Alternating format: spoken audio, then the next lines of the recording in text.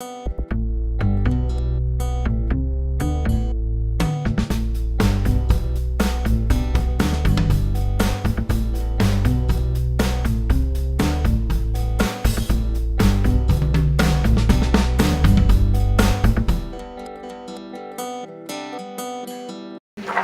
à tous d'être ici, merci au RECEF d'organiser ce colloque, comme tu disais Lisa, qui est intéressant, original, et je suis ravie de contribuer à ça.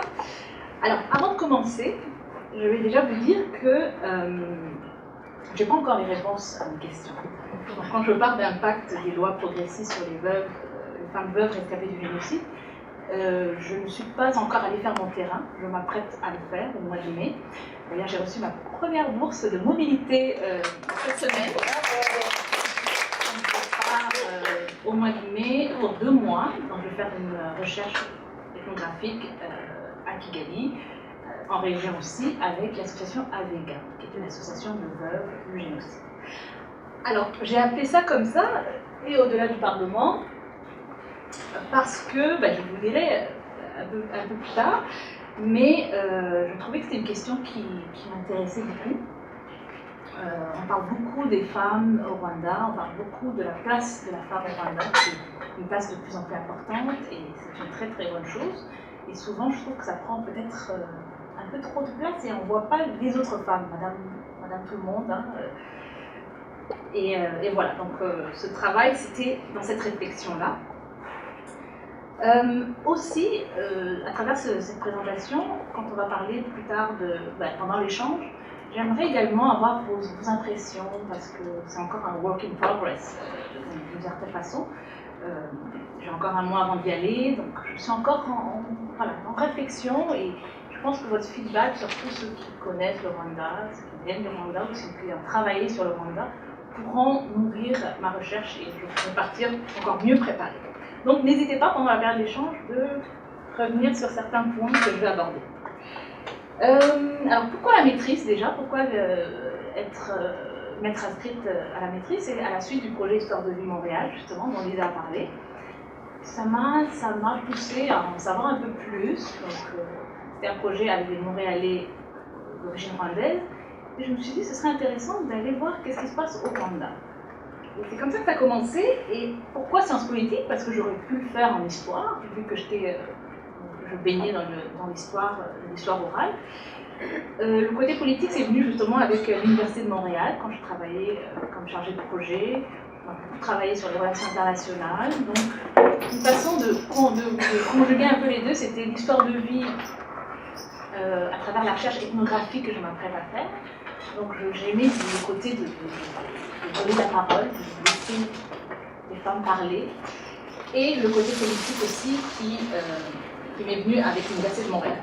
Donc, en faisant tout ça, en faisant un combo de tout ça, je me suis inscrite à la maîtrise en Sciences Po. Mais mon sujet a évolué énormément entre le moment où je me suis inscrite et aujourd'hui le sujet que vous voyez là. Parce que je suis arrivée et je rappelle mon premier cours à la maîtrise, on me disait sur quoi tu veux travailler. Et je disais, j'aimerais travailler sur le rôle et la contribution des femmes rwandaises dans le Rwanda post-génocide. Alors, je me rappelle ma directrice de recherche, la première fois que je l'ai rencontrée et que je lui ai dit ça, elle m'a dit, mais ok, c'est super, Sandra, mais le rôle, contribution de la femme rwandaise dans la reconstruction post-génocide, il est où ton casse-tête? J'ai fait casse-tête. Ok. Je ne savais pas qu'il fallait un casse-tête. Elle me dit oui, parce que une recherche, c'est un peu ça.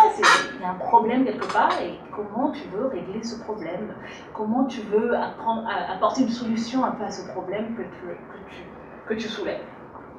Et c'est là que je me suis dit, ok, il faut que j'aille chercher mon casse-tête, et je vais revenir la voir. Et donc, là, c'était il y a un an et demi. Là, j'ai évolué dans mon casse-tête, et j'ai une problématique un peu qui fait du sens, j'espère. Et pour vous la présenter, je vais vous faire un peu un petit portrait statistique, un peu, des personnes qui sont peut-être un peu moins familières. Selon le recensement des rescapés du génocide de 1994 qui a été fait par l'Institut national de la statistique du Rwanda en 2007, On estimait le nombre de rescapés du génocide encore vivants à 309 368, dont presque 42% des hommes et 58% de femmes. Parmi eux, on estimait le nombre de veuves à 27 733, celui des orphelins à 74 642 et les handicapés à 12 074.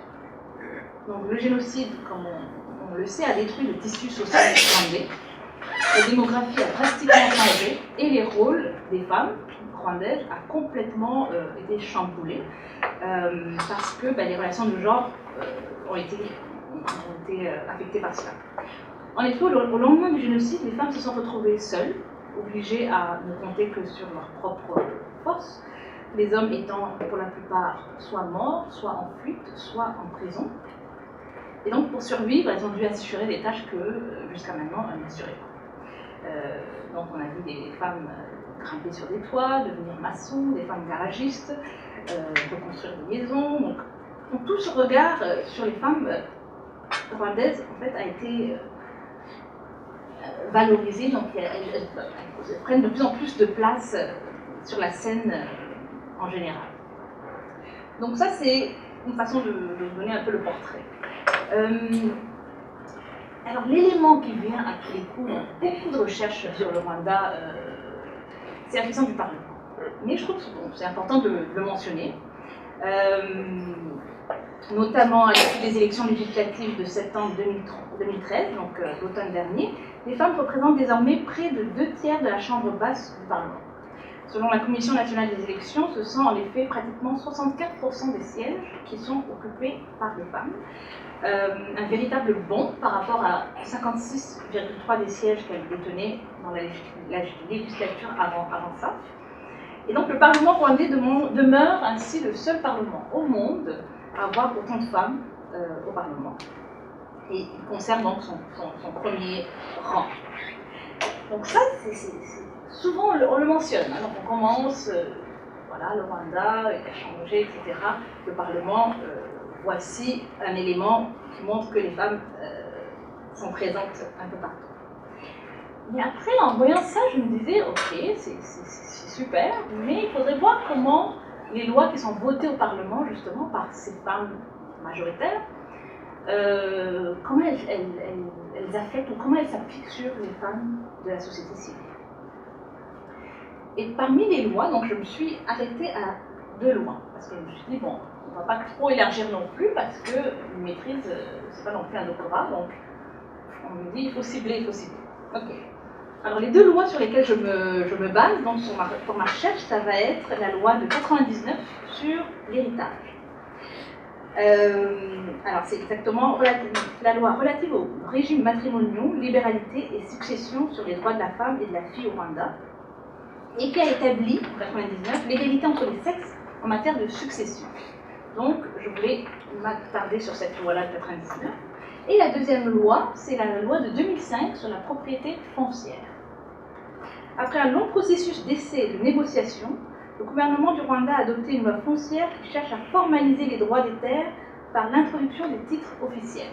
Donc désormais, les femmes sont en mesure d'être propriétaires de terres, etc. Donc c'est ces 2 lois-là, et je trouvais que ça allait bien ensemble, parce qu'il y a comme un héritage, propriété, donc on peut même hériter d'une propriété, donc je trouvais que c'était parfait pour ma recherche. Et donc mon hypothèse, en fait, c'était de dire cet empowerment, cette autonomisation dont on parle de plus en plus au Rwanda, notamment à 2 niveaux, au niveau de la sphère politique et puis au niveau de la sphère institutionnelle, comment elle se reflète au sein de la société civile. Et pour parler de la société civile, parce que c'est vague, la société civile, je vais me limiter aux femmes veuves rescapées du génocide. Alors voilà, c'est ça mon cadre théorique maintenant. Je me suis dit, bon, alors que je m'inspire sur faut que j'encadre ça théoriquement. Alors j'ai utilisé le féminisme postcolonial, donc, parce que, comme Spivak le dit si bien, il faut laisser le subalterne parler. Donc je voulais en faire entendre les voix. On en a parlé aussi dans la présentation de Mme Gervais, et je trouvais que c'était quelque chose qui manquait. Donc je ne veux pas que ce soit un chercheur qui vient et qui fasse son analyse et qui reparte, qui revienne au Canada pour faire son analyse, mais vraiment leur donner la parole.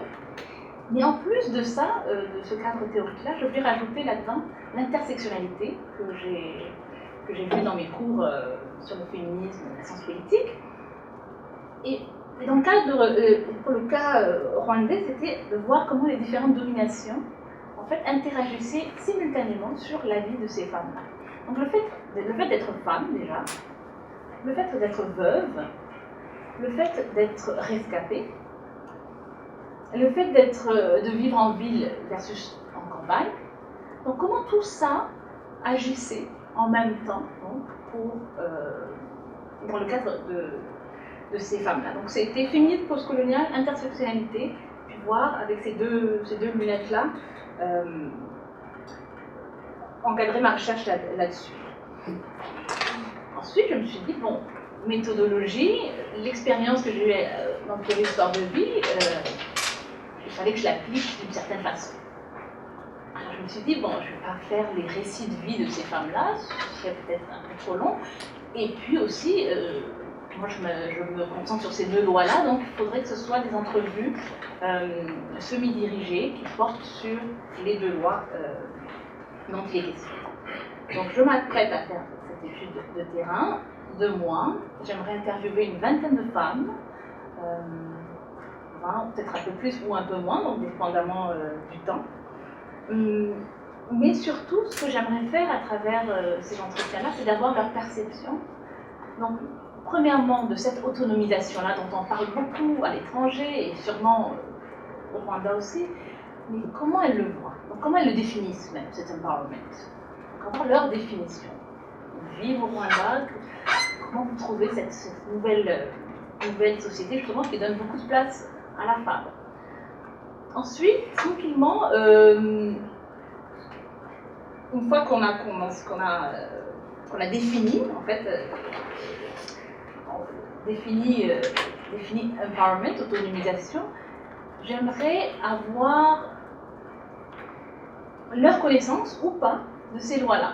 Parce que, oui, 2005, c'est quand même il y a 10 ans presque, donc je pense qu'elles ont peut-être entendu parler, mais peut-être pas non plus.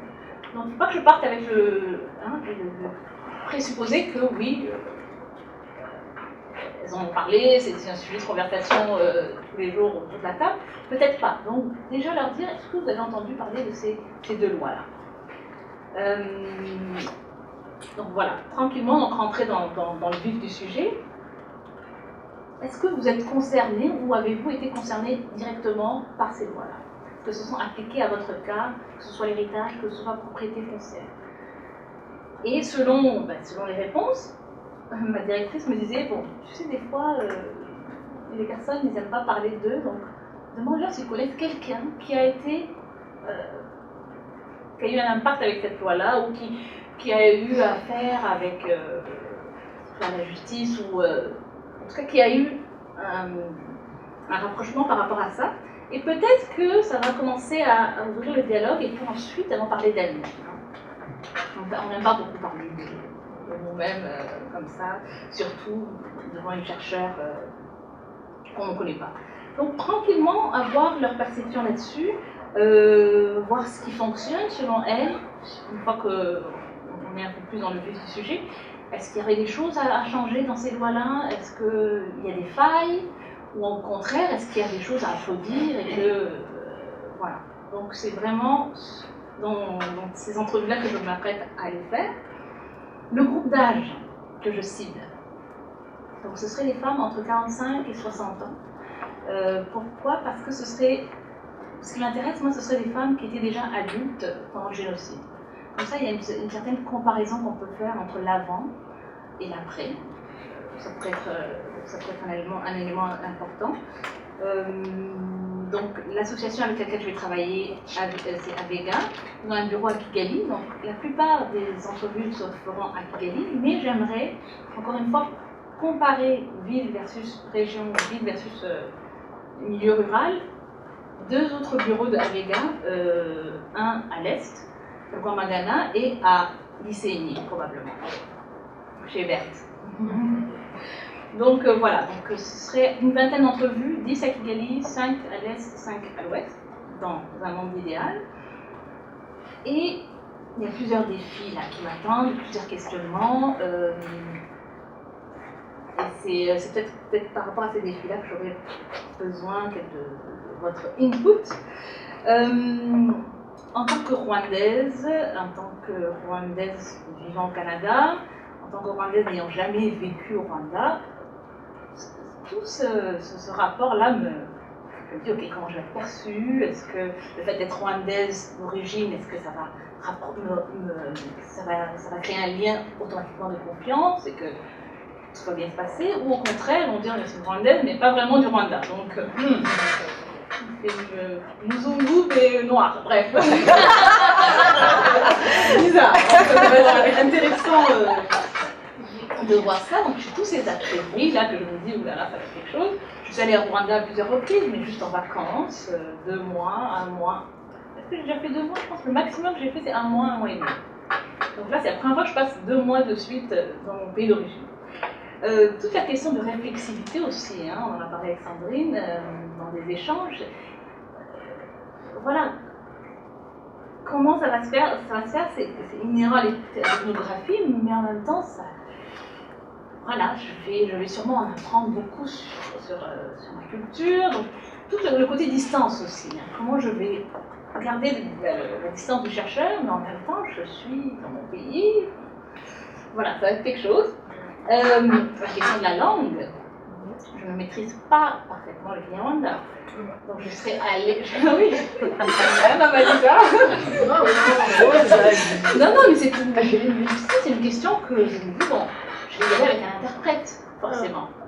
Mais en même temps, j'aurais un avantage par rapport à un non-rwandais, c'est que un non-rwandais qui ne parle pas du tout Kinyarwanda, pas qu'on peut le flouer ou on peut le baratiner un peu, mais je comprends. En fait, je comprends. Oui, d'une certaine façon. Donc, je comprends le Kinyarwanda, je connais pas.